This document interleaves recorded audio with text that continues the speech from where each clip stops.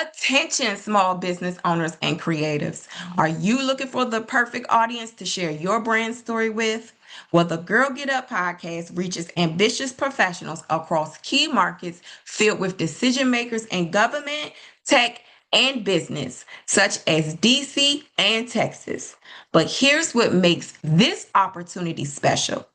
Our listeners span 33 countries across six continents. That means your brand has both national impact and global exposure.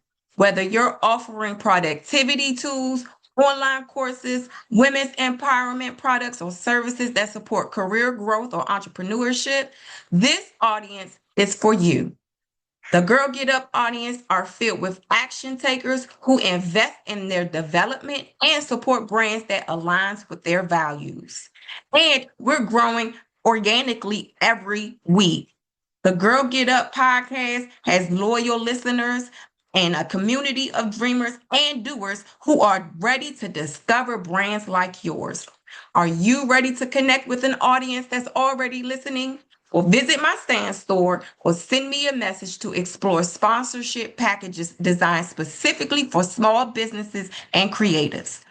The Girl Get Up podcast is the podcast where your brand meets your people. Now let's get into the episode for today.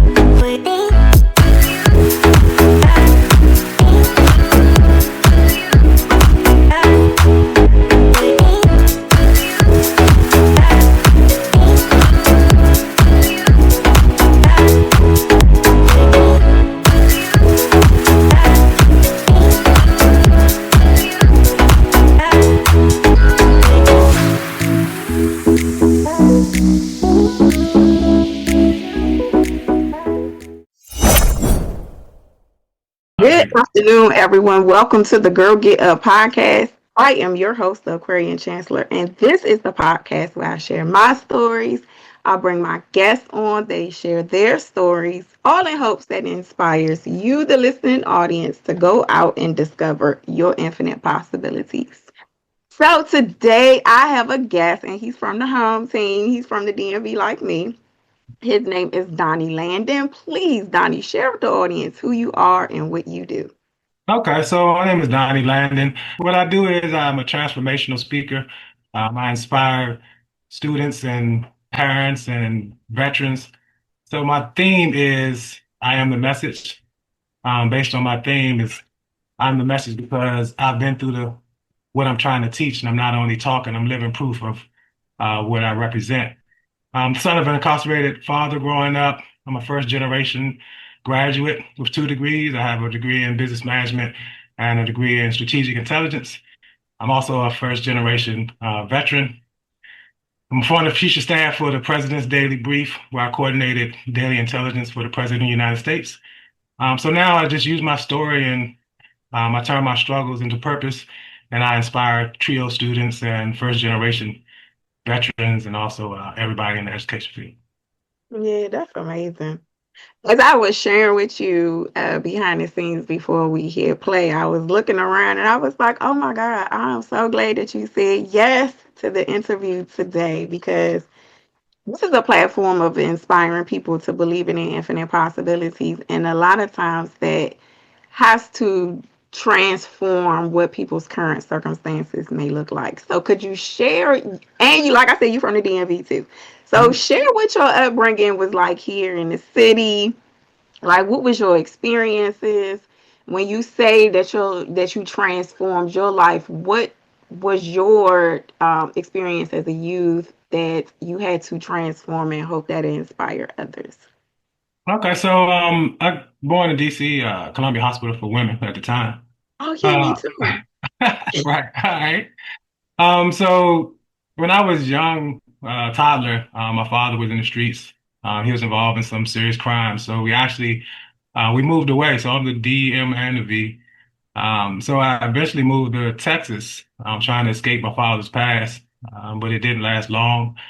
So I ended up moving from Texas to Virginia, and then I started to move back into Maryland. So my inspiration came, my father was incarcerated when I was 12 years old again. So at that point, it hit a little different because now I was old enough to understand that, my father is gone. I'm a boy becoming a man without a father to guide me. So it hit a little different. As a result, I took that pain and I just started doing things that I probably shouldn't have done. My mother, she was my rock.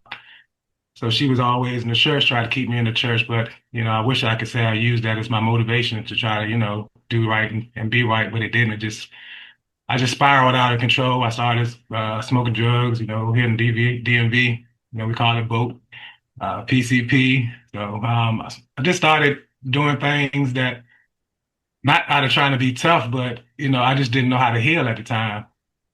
So I was doing things that I thought was right based on my upbringing and the people I was around. Because I wasn't raised around men who had jobs, who actually lived, a productive life, took care of their children and all that stuff. So eventually I caught a assault and battery charge on a police officer. And my transformation moment actually happened in the courtroom. So I'm coming out to see the judge, and I'm in shackles, hands and my feet are shackled, and the judge is talking, but he's really not my focus because at this point I'm thinking this is just my fate, just a part of growing up. I'm really not, really concerned about the outcome. But then I looked over and I seen my mother, and I saw the tears in her eyes, and it was just in the same tears and the pain that I seen as a child when my father was incarcerated. But I thought to myself, this time it's me causing the pain. And I thought to myself, did I become a version of my father, the person that hurt us the most? Right. So I made a vow right there in that courtroom that I would never be the cause of her pain ever again. So I did the few months they gave me for the charge, and then I ended up going to the Navy. And in the Navy, I learned the discipline. I learned, a lot of stuff that I wouldn't have learned if I would have stayed on the streets.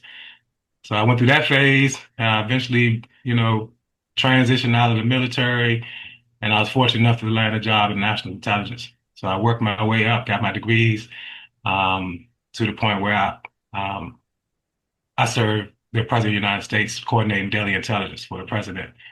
So what I do now is I take all my pain and my purpose and I ball it all up, and speak from my heart, and I speak to the kids who think they can't make it because I know it's possible, and that's why I call myself the message, because the message is someone who's actually been through it, and they not only talk it, but they're living proof of what can be accomplished if you just apply the right principles and you change the way you live.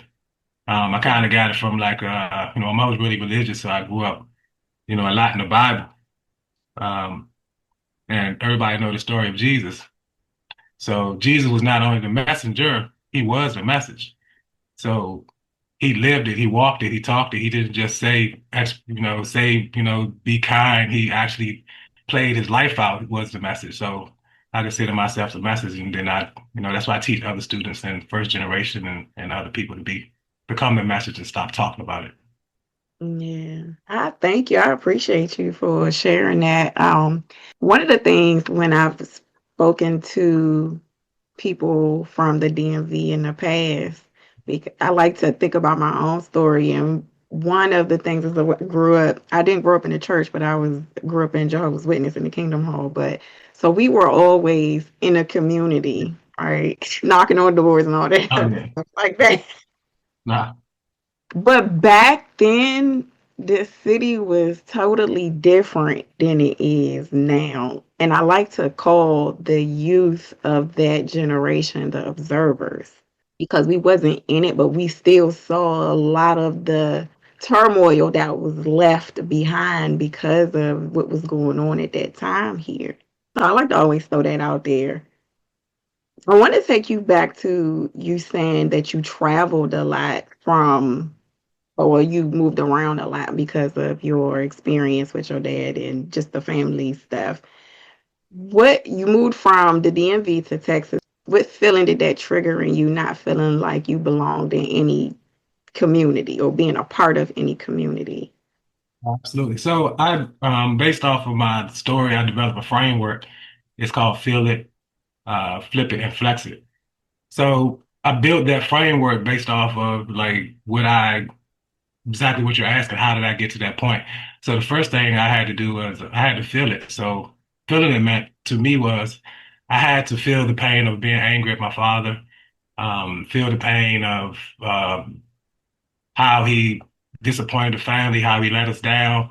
I had to feel the pain of abandonment issues that I had, the trust issues that I had. So those are some of the things as I got older and matured a little bit. And as I learned more and did more self-discovery, those are the things that I had to do the inside work. So I did the inside work alone. I didn't go out. I stopped going out for a while and I just focused on myself. So as I started going through the inside work, then after I start feeling it and start getting in touch with my feelings and owning the feelings and owning my story, and then I had to flip it. So at the point where you start feeling it, you can't. If you sit and be in that zone, you're always going to be there.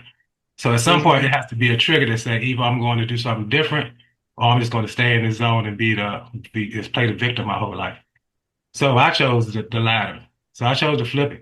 So I chose to flip my story and turn it into something that others can benefit from, something that I can inspire others. So I flipped the labels from the child of incarcerated father, and I flipped that to the messenger of hope, someone who's out here encouraging fathers. I also do reentry. So my first love passion was reentry program. So I was going into jail for like 10 years, and I was have a fatherhood program. So I flipped, all the stigmatism. I flipped my pain to purpose. So I flipped of all that. And then the last part was flexing. So flexing is not like bragging, but flexing is showing the world your growth, showing the world your accomplishments. So flexing, I'm proud that I'm a first generation, 2 degrees, coordinated intelligence for the President of the United States. I can flex all that because the story that came up to that is worth flexing. And now I can teach that story and my pain and give it to students and children and anybody who needs to hear it to help change their life to know that, it's possible. If I can come from certain generations and serve in the highest levels of government, then you can too. So what did that decision look like for you? Now, the reason why I wanted to dig further into that is because a lot of times when you're a young teen, like the influences are more impactful than the decision to say, nah, not today. Like even like when I talk to my sons, I was like, yo, your step off game gotta be smooth. Like when something going on and it's not where you trying to go, like you gotta walk away from certain stuff. So how do you encourage you to build that stamina up to say no to certain things? For me, I'm not saying it was easy, but I had a purpose. I had a why. I had a who. Mm, So for me, it was a pain that, seeing my mother in that pain. And for me, after going through so much, I realized that, I can make my own decisions. And I go to a lot of schools now and talk to a lot of people, and I often mention, I went to a detention center not too while ago. Like y'all want to be men, but y'all want to make men decisions. yeah. Men stand on their own too. Boys follow the crowd. Mm, So it's a if you want to be a man or you want to be a boy. If you want to stay a boy, then you follow what everybody else say.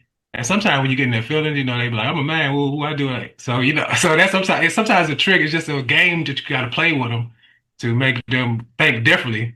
So, but for me, when I'm talking to kids, I try to get to their heart and then what they really, because there's always somebody that you don't want to disappoint. There's always yeah. somebody you want to make proud. It's always, and then letting them know that it's going to take courage.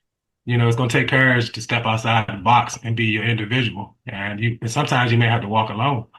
The biggest growth that I've had was alone. So, Yeah.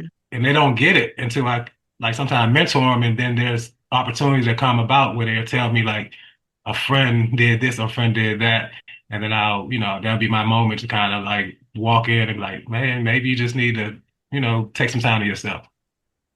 Take some time, stay, don't call, don't do nothing for 30 days, see who called you. See who's checking on you.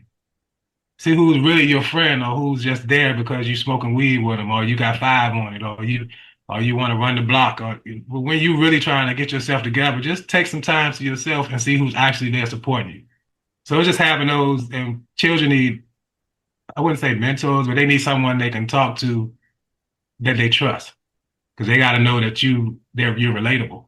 So I just be very vulnerable and open with the kids, and they can see them, they see themselves inside of me.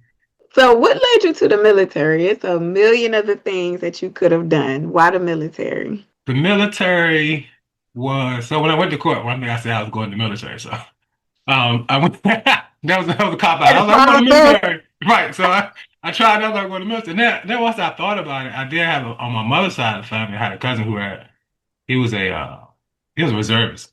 And Mhm. my uncle and my mother's side I didn't really I predominantly was on my father's side, my mother's side. You got one bad side, then you got one good side. Yeah.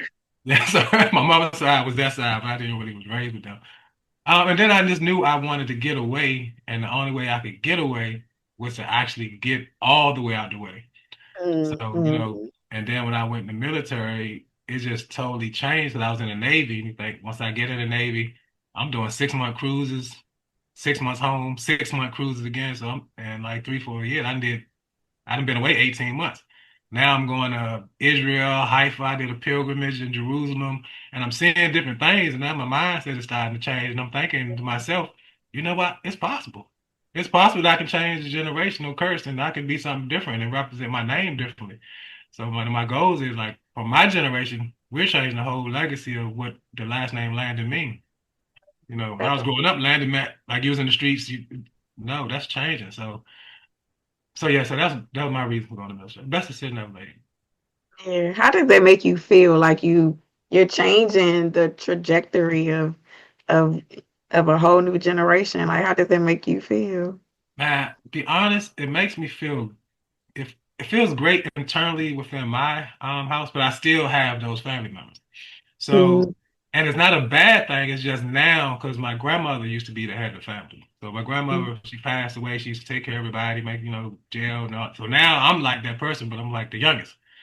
So now everybody that's in jail, they call me. Their lawyers are calling me. Something happened. It's like I'm like everybody's counselor. It's a Yeah. heavy burden, but I accept it. But it's like it's a lot because I got a lot of people in my family that's formerly incarcerated or still incarcerated. So I honor it because I honor being in that position, and I respect the fact that they value me that much to listen to me because being the youngest. Um, so I take it on. I mean, I own it though. I do really own it, and I really appreciate it. So I don't have anything bad to say about it, but it is a heavy weight because you have to walk a certain kind of way. Yeah. You can't be that. That's like me saying I'm the message. When you are the message, you have to walk a certain kind of way. You can't do things that other people do. You can't be out there in the streets acting all crazy because everybody's watching you, the movements you make. So it also keeps me accountable.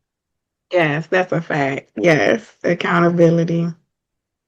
So, okay, I want to walk you through the turning point because we talked about the growing up part of it and the examples that you saw in your life at that time. But like you said, you went away to the military and you started to make that shift in your own life. Mhm. You wanted to reach back out to youth of incarcerated fathers. Why did you feel that demographic was important? So I started with the incarcerated fathers. So I started with incarcerated fathers, and when I started, they were like, "Well, you wouldn't, incarcerated father.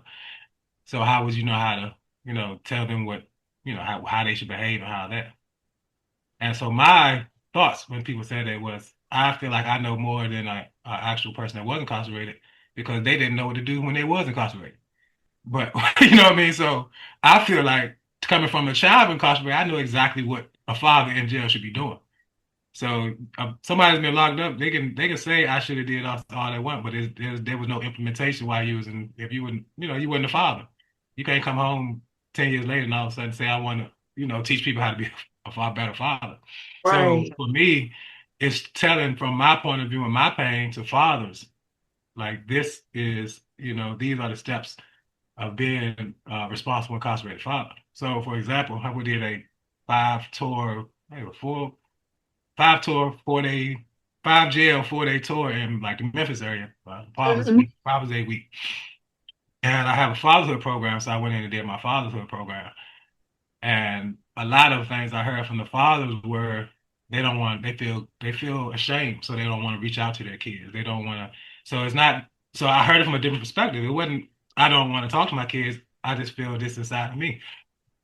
So that goes back to my reasoning of being a child, saying no, that's not what children want. Your children Mhm. want you to reach out. They may be mad, but you're their father. They want you to reach out. They want to see the change while you're incarcerated. And I give them that because when I was doing a lot of wrong stuff as my father's sentencing got longer, they do all this, they're getting there thinking all of a sudden they want to be a great person. So Right. his phone calls hit different when he started calling me. He'll hear stuff that I was done on the streets and he'll be like, you don't want to be, he started fathering, so I started, and it started sinking in that, no, he don't want me to be this type of person, even though that's the person they are, because you're always going to Mhm. still listen to your father. No matter when it is, you're still going to, it's still impactful.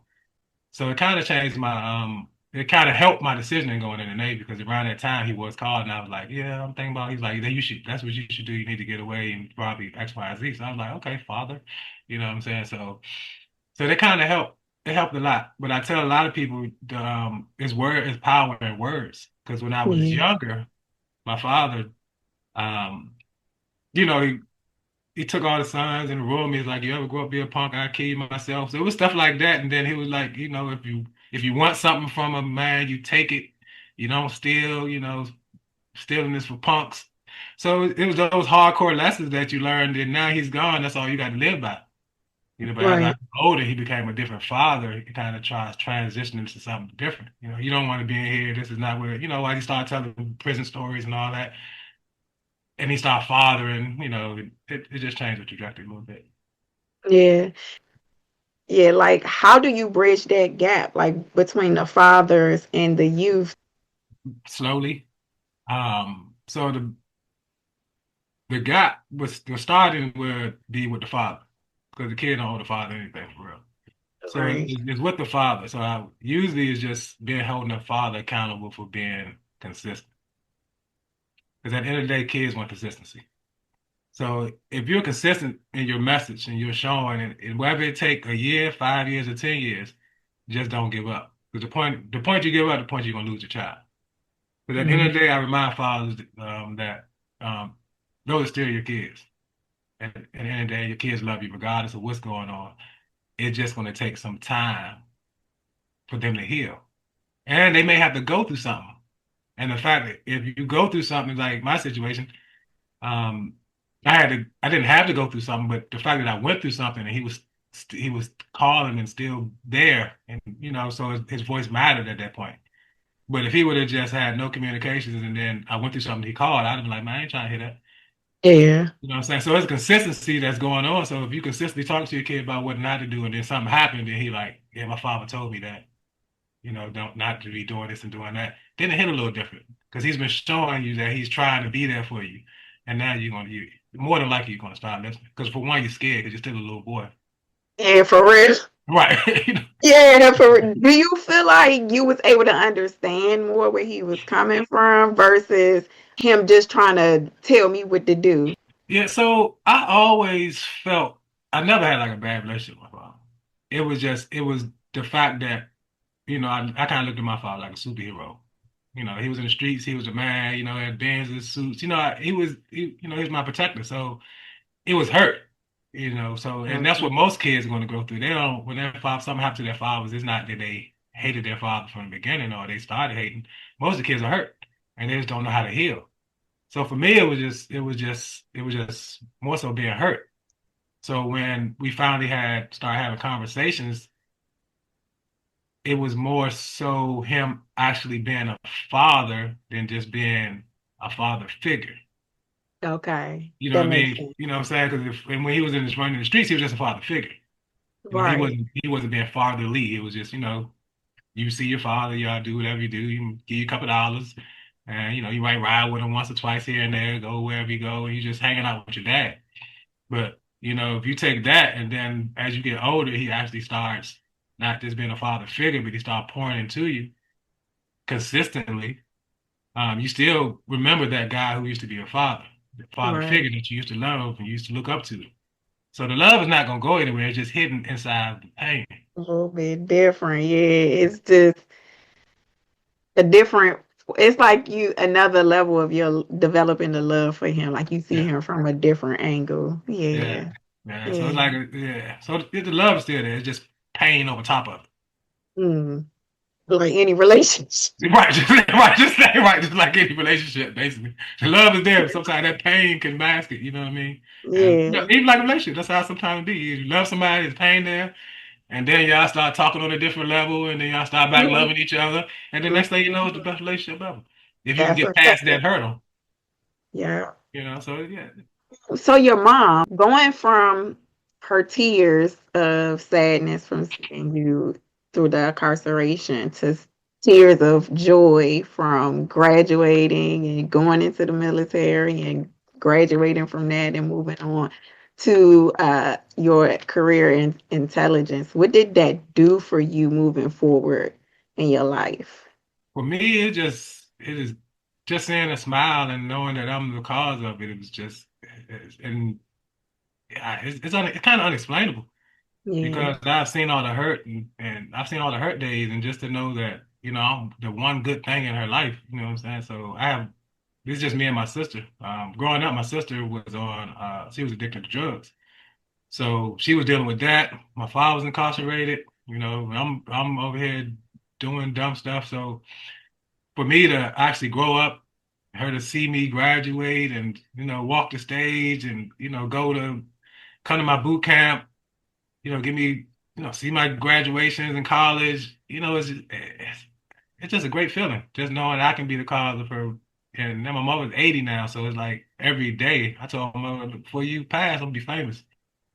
You I know, know that's right. yeah, so it drives me. You know what I'm saying? So Yeah. like every time she say I'm proud of you, it just gives me another level of confidence. Yes, I love it. I love it.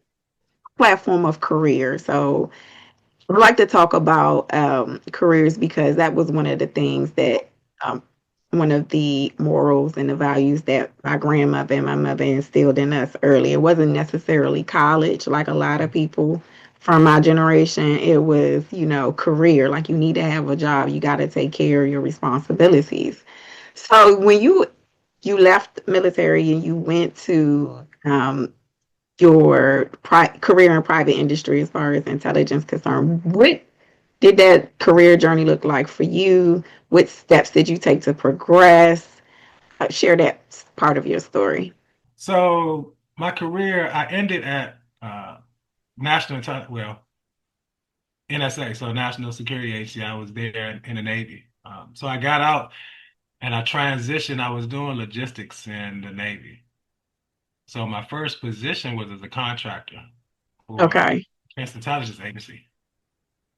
Then an opportunity came up to go overseas for 2 years Iraq, when it was bombing and all that.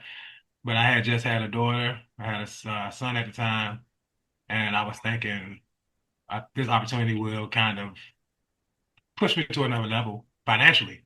Because back then they was getting a lot of money just to go over there. So I ended up staying over there for Yeah. a while. I was over there for maybe like a year and a half. Um, and and it's kind of how like, you know, the spirit works. And I was over there, my mother, I was on I was on a R&R, a rest and relaxation, because once you're in a combat zone for so long, you gotta take a break because they want to take you back Okay. to combat. So I was in Qatar, hardship. It was pretty bad. So I was there, and the Red Cross sent a message over that said my mother had an accident on her bike. She fell down. She went to the hospital. They don't think she could live. She's gonna live, so she would do live. She'll be a vegetable. So, Hmm. how I feel about my mother. I'm the first thing on home flight. So I get home. My mother recovered. And while I was home, I applied for a position at the Director of National Intelligence when it was just being formed, the ODNI. So from there, Now I got at this point I got selected. I was came in as a GS-13, so I came in pretty high. Okay. I had dreads. I had dreads. Okay. I was a stereotypical black male during that time that, I had the beard, the dreads, the swag, all that. So, so my boss was, I never forget his name, Ben Stipes. He's the one that hired me. Okay. He was a Caucasian male. And a lot of these things had kind of helped me break stigmatism. And so Ben he was kind of like my first mentor. Okay. Um, and so just being under him, it kind of he built me to be a different person because he believed in me. Because I had the skill set, I had the drive because my drive was, my drive has always been, I'm going to make it. I'm going to, I'm going to do this. I'm going to do it right. I'm going to be the best at it. But for some reason, he saw something in me. So he used to just throw me in the rooms with like the directors, the head of the agencies, and to go figure it out. So, I'll always be grateful to him. He actually passed away, but he was the first person that outside of my mother that actually believed him to the point of knowing that I can go to the next level.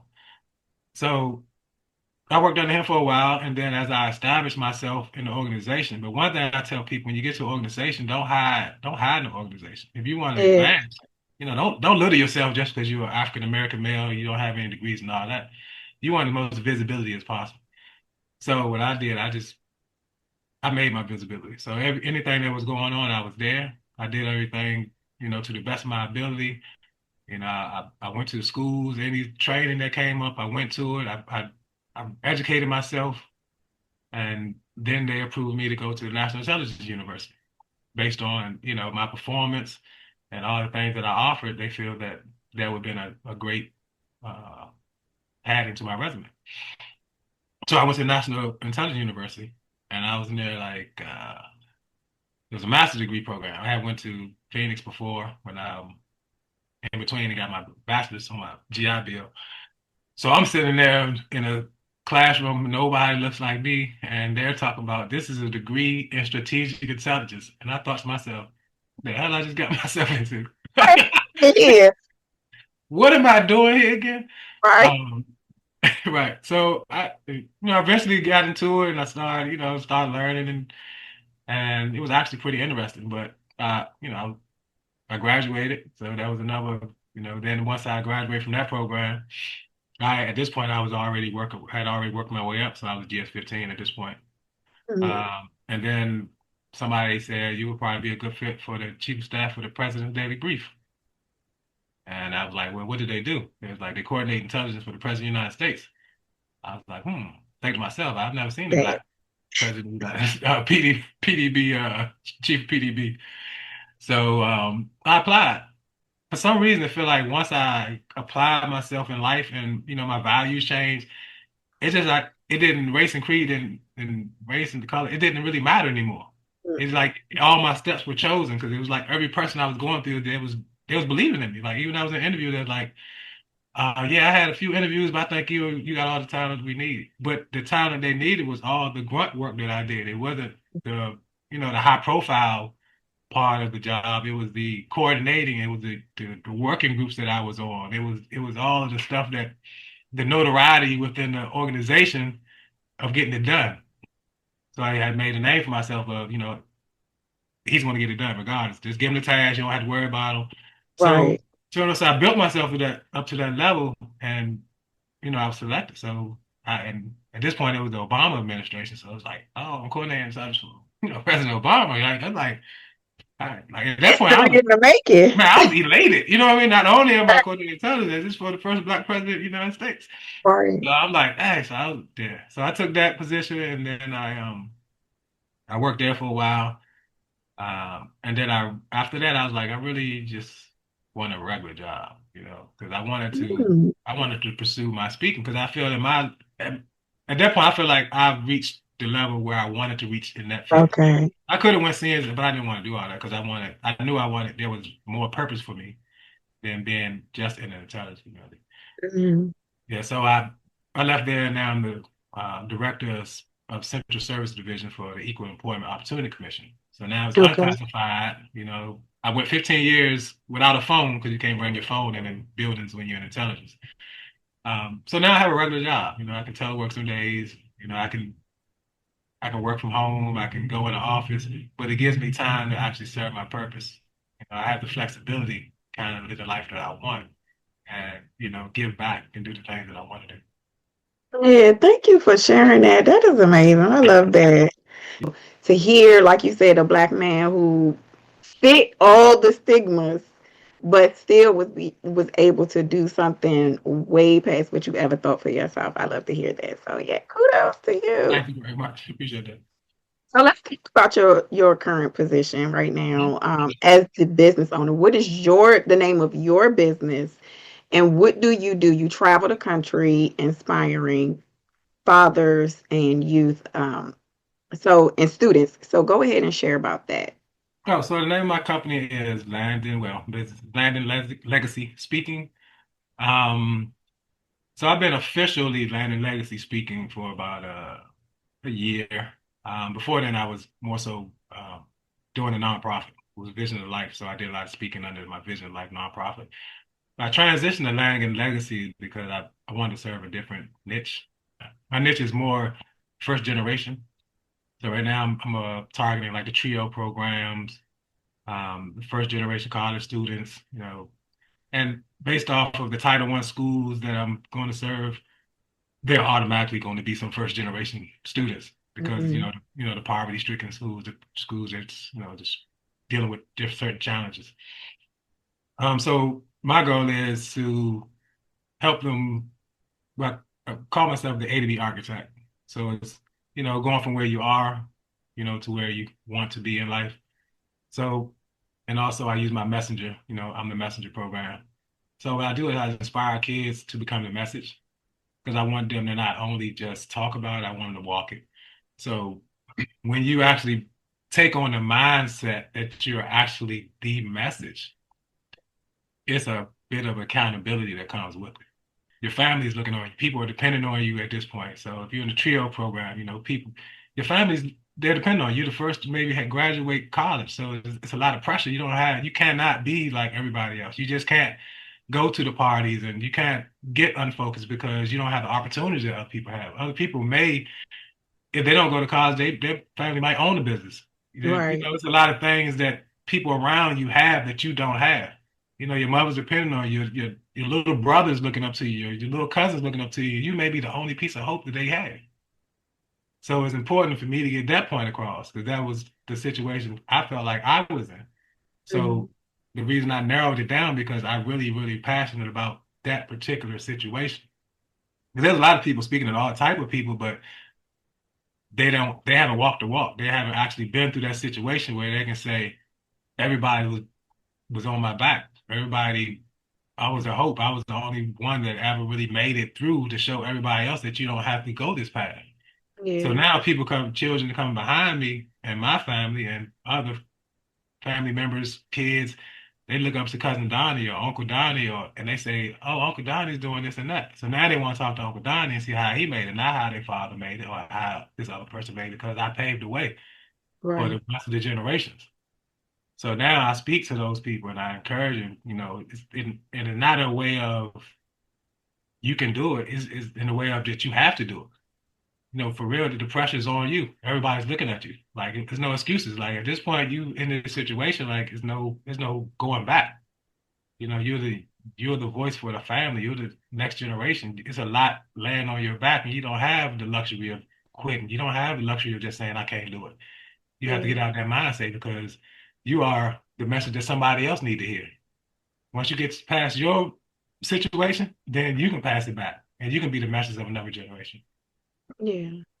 How do you advise people who are in that situation to take care of themselves? Because, like you said, you mentioned quite a few times that's a lot of pressure, and that's a lot of energy from other people that you have to carry on. Like, how do you advise people who are in that situation to care for themselves mentally and physically?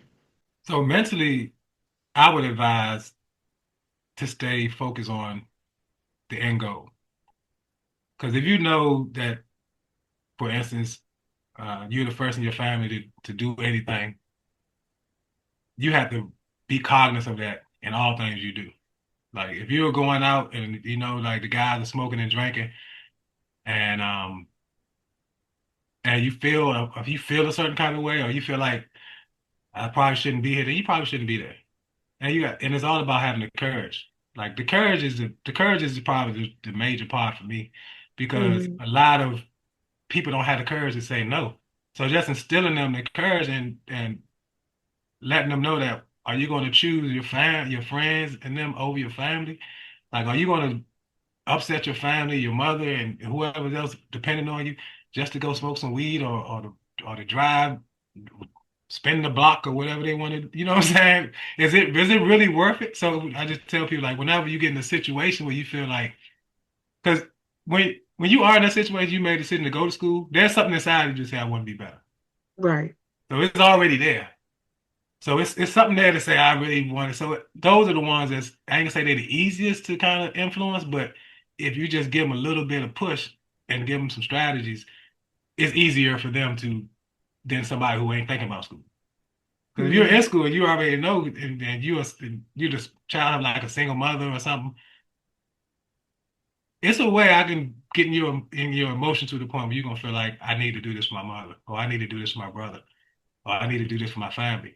And then once you get that why, that who, and then in their mind they can have enough courage to say, no, I'm not going to do that in their mind, because now they got their who, their person. For me, it was like my mother. So for Right. me, it was like when they got situations where um I might feel like I want to do that, in my mind be like, I can't do that again. I ain't gonna take it through that again. You know what I'm saying? Then that started building up the courage, and then at some point I just started getting very aggressive with people who was going against what I was trying to do. You know, So can I interject for a second? uh-huh. So that's the reason why I was asking because for me, like I said, I grew up Jehovah's Witness. I never got back into that particular faith, but I did get more into developing my own relationship with God. Like so for me, that was what I used to kind of create my own code of conduct. Like, nah, I'm not going to do that. Like, you know what I mean? So that's why I was asking you, like, what are some of the things that you would like, some techniques or things that people could do to kind of hold on to their faith or get stronger in their values to say, like, no to certain stuff. Like, nah, that's not going to work for me. Yeah. So religion is one for me because I'm spiritual, but everybody you Mhm. talk to is not. So it's hard to say, man, just lean on your faith and all that. You're like, man, I ain't trying all that.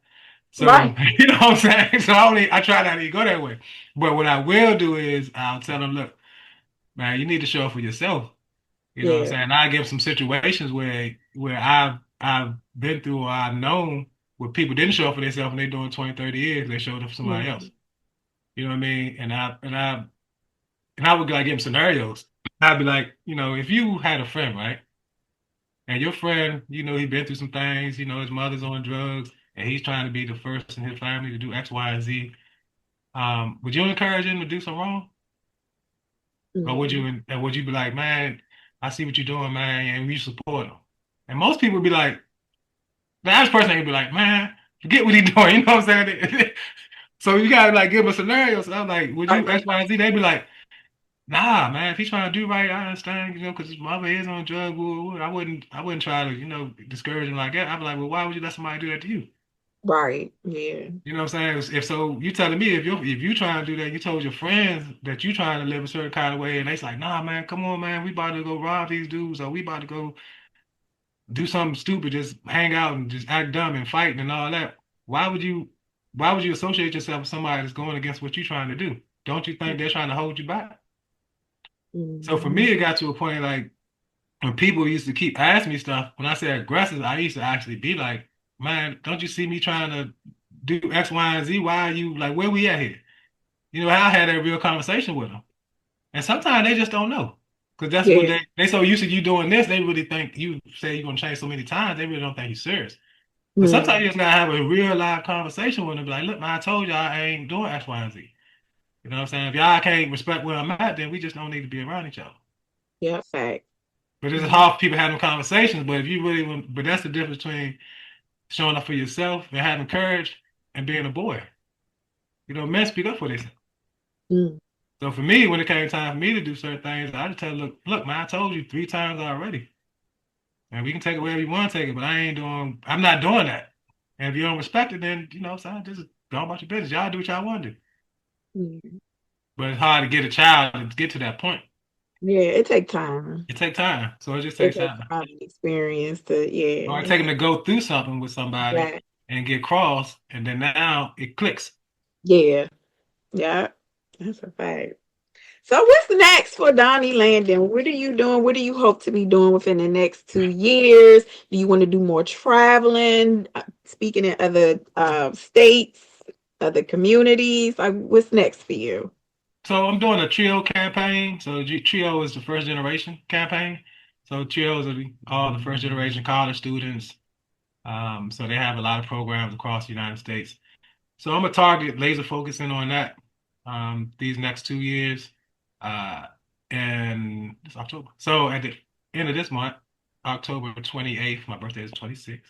But Okay. I'll be in London at Oxford University doing a Blue Talk. Oh, cool. Yeah, so I'll be there for doing a Blue Talk in October. I had a few speaking engagements coming up after that, like a few schools. But for me, I think I'm just going to laser focus in on the first generation field. Not saying I won't speak to everybody else, but that's going to be my primary focus because I think they need.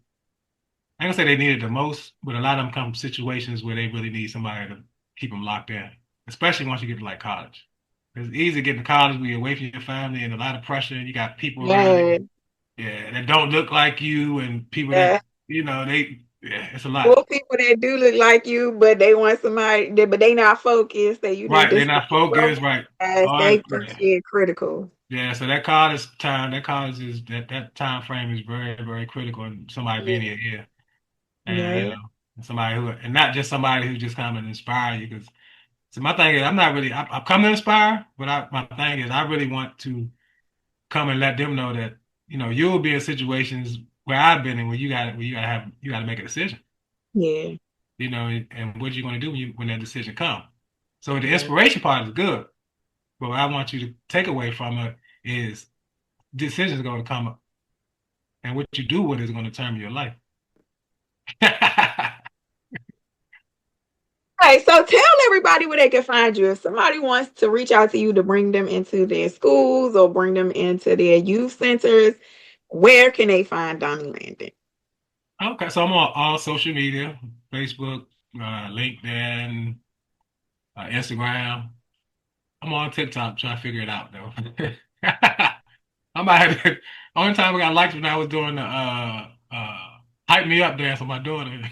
Okay, yeah. What's that? What's The that? hype Come me up, hype me up. I got 99. Hype me. You don't know? Oh, you got. It's called affirmations or something like that. on. I got you. Okay, now Yeah. that. Okay, Hype me okay, up, got yeah, hype me up. Me and my daughter, it went off the roof. I was like, I gotta do hype me up dance videos.